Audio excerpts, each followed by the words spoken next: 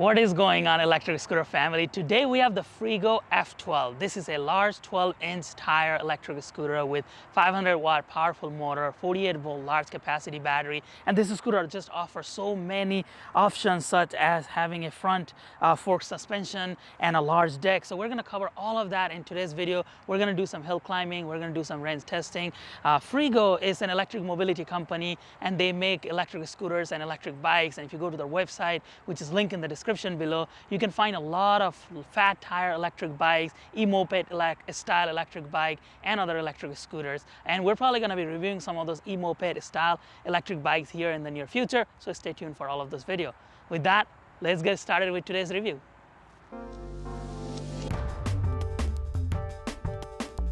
The Freego F12 comes 99% pre-assembled with very protective packaging. You don't need any tools to set this scooter up. All you have to do is unclip the handlebar clamp, insert the handlebar, and secure the clamp. That's it. You're ready to ride the scooter. Powering this electric scooter is a 500-watt brushless hub motor in the rear. This high-power motor is great for fast acceleration and hill climbing. The motor is larger than the typical 350-watt motor we see on these electric scooters. This hill right here has a grade of 16%, and the scooter held steady at around 8 miles per hour with my 185-pound load. This is actually a lot better than the typical 5 miles per hour speed I get on the same hill.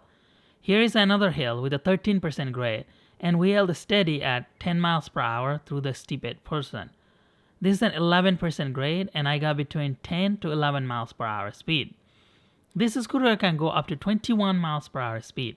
This is rather impressive for a scooter in the sub $1,000 price tag. We typically only see speeds of 15 to 19 miles per hour in these scooters. The higher speed allows you to cruise around comfortably and make your commute a tad bit faster. Powering this electric scooter is a 48-volt 15-amp-hour lithium-ion battery. The 48-volt battery, instead of the typical 36-volt, allows this scooter to have more torque and also the higher speeds. The 15-amp-hour battery capacity is much higher than the typical 6 to 10 amp-hour we see on these scooters. The large capacity battery allows you to go more than 25 miles for charge. Even riding between different terrain with decent sized hills, my battery got to the very last bar, which still moves but very slowly at around 2 miles per hour for 22 miles. My wife, who weighs around 125 pounds, got 25 miles on a full charge, riding mostly on higher speed modes. This is about average for a scooter in the sub $1,000 class, but higher than the typical scooters in the $700 to $800 range. The Freego F12, as the name suggests, features 12-inch large pneumatic tires. These tires are great for city commute as well as some mild off-roading. You can easily take this scooter between paved and grass surfaces. These large tires help this scooter have a large ground clearance and make this scooter taller than average. The larger tires also mean more stability while riding, and if you have been following my channel, I'm a big fan of pneumatic tires versus the solid tires. Speaking of stability, this scooter is very unique as it features front fork suspension. This is not very typical for a scooter in this class. The fork suspension works really well and helps you absorb road bumps. You can hop must street curves and go mild off-roading, especially with those large pneumatic tires. This scooter has a rear disc brake and a front electronic brake. The brake work really well and help bring the scooter to a complete stop even from high speeds.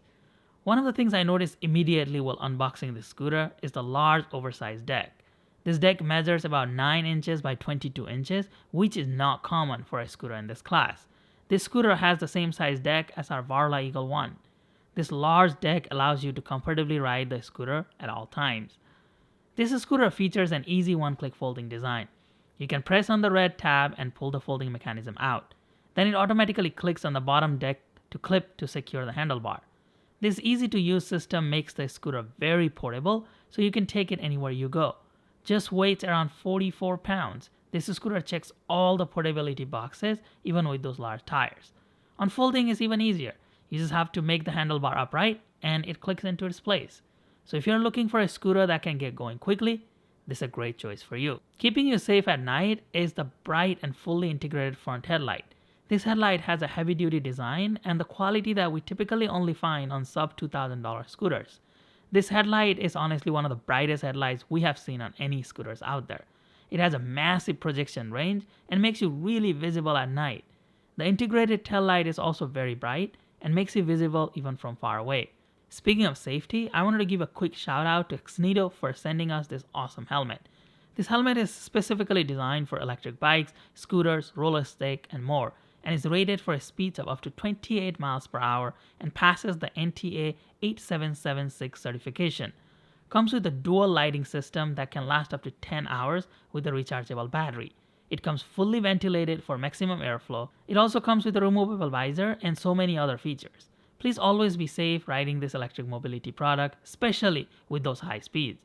I'm including a link down below for the Xnido helmet with a special discount code. Let's talk about the cockpit of this electric scooter. This cockpit looks pretty similar to other electric scooters we have reviewed here. We have this handlebar grip. This is made out of plastic. This is pretty comfortable, and then it has this ergonomic groove here with the palm support. And then we have our brake lever. This is the only brake lever we have. There is no brake lever on the other side because it has a disc brake in the rear and an electronic brake in the front.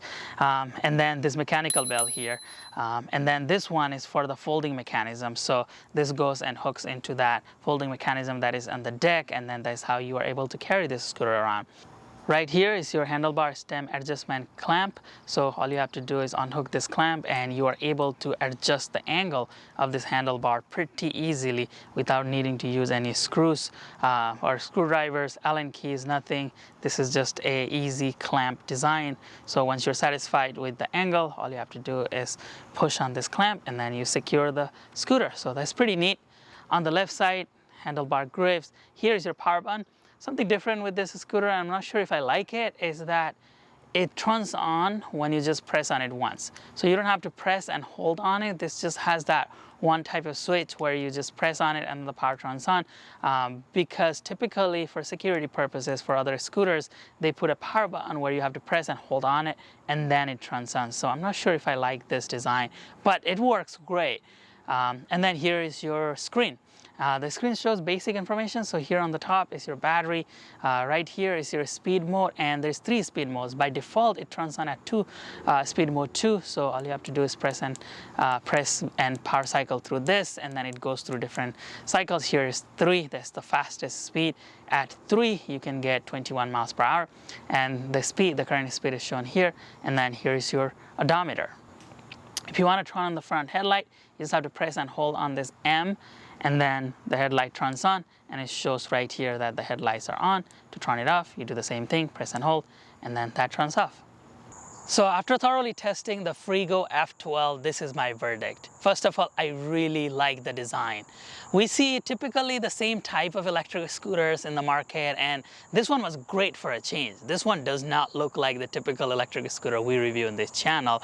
This has a larger deck, it has larger tires. I mean, these tires are impressive. These are 12-inch large road tires, and you can take this on the paved surfaces, you can take this on the grass surfaces, and you saw with our testing, it can easily go between those surfaces and does really, really well on the grass as well as some mild dirt roads. So very good quality tires. These are very capable. You can take it a little bit of off-roading, and it is suitable for all terrain. Because of these large tires, you also get an amazing ground clearance. And you know, in the past we have reviewed scooters where there was barely any ground clearance, and that causes problems when we're trying to go between different surfaces or even go slight off-roading. I'm always worried that this is going to hit, and it has hit in the past with other scooters. So I'm impressed with the ground clearance on this electric scooter and then this large fat tires that it has. I also really like the deck. This deck is super wide. This is actually the same size deck as our Varla Eagle 1, and it easily fit both feet inside the deck while riding. And it's just, I really like, I'm a big fan of having larger deck on electric scooter so that, you know, I'm not constrained here. We typically don't see front fork suspension on electric scooter that costs less than $900. So even for sub $1,000 electric scooter, that is very uncommon. There is a spring arm suspension on scooters that are around like $1,500, but having a active front fork suspension is very unique. And with our testing that we have shown you earlier in the video, this suspension system actually really works, and it helps you absorb those shocks really, really well. So impressive for an electric scooter on this gas. Because of the powerful motor, this electric scooter can go 21 miles per hour speed, and that is very uncommon. Typically what we see is about 15 to 18 miles per hour on this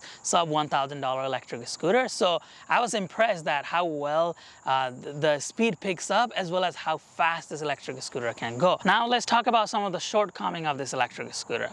The 500 watt motor I think is very powerful, but it does feel a little bit sluggish going extreme uphill. So if you have a commute that typically takes more than 18% grade, I probably wouldn't recommend this electric scooter, because with my weight of 185 pounds going through about 15% grade, it was giving me 8 miles per hour speed. So it is still decent speed, but you can notice that the scooter is really slowing down, especially with the lower battery. I think that diminishes the power it has. So the batteries, the BMS is trying to keep the battery at an optimal level, so it is not allowing that power to go uphill. So if you have anything under 10%, 10 degree hill, I think you're fine, but anything above 15 to 18 degree, probably look for something that has dual motor, maybe high power in the $1,500 class of like Caboo Mantis 8, Caboo Mantis 10, or Varla Eagle 1. So something like that on that range if you need it for those extreme uphill.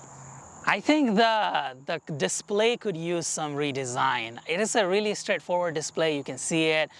It does get a little bit harder to see during a direct sunlight, but the color makes a big difference. At the same time, it's a very simple display, which is good for some people. But someone like me who tests a lot of electric scooters, I have to compare that display with other electric scooters I have tested. And I think this one lags a little bit behind in terms of customization and how the display looks. So overall, I think this is a great electric scooter. It has some impressive specs, such as the high power motor. It can go 21 miles per hour. So this is definitely a great choice for not just the entry-level riders who are just looking for an electric scooter that they can just take it on a commute, but also for riders who are experienced and are looking for higher power electric scooter. Again, with that high speed and the larger power motor, higher capacity battery, I think this makes a great choice for not just for commuting, but also for a light off-roading. So with all the quality that I have mentioned, my thorough review of the electric scooter, I think I would put this scooter on my recommended list, and definitely on the very top list for the scooter in this class on that sub $1,000 electric scooters. I'm gonna leave a link down below in the description for this electric scooter as well as Freego's website, so feel free to check this scooter out. And I'm working with Freego right now to see if I can get a discount code for you all, so you can get a big discount while purchasing this electric scooter. With that, I'm gonna end today's review. Please make sure you're subscribed to this channel if you want to see more reviews like this in the future. Thank you for watching. Take care.